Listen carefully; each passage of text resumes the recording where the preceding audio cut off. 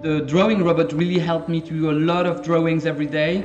And while the robot was executing the drawing, I could think about the next one and I could do more sketches and find more ideas.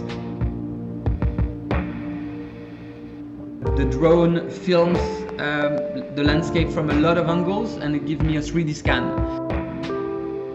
It really helped me to go to a lot of places I couldn't go myself.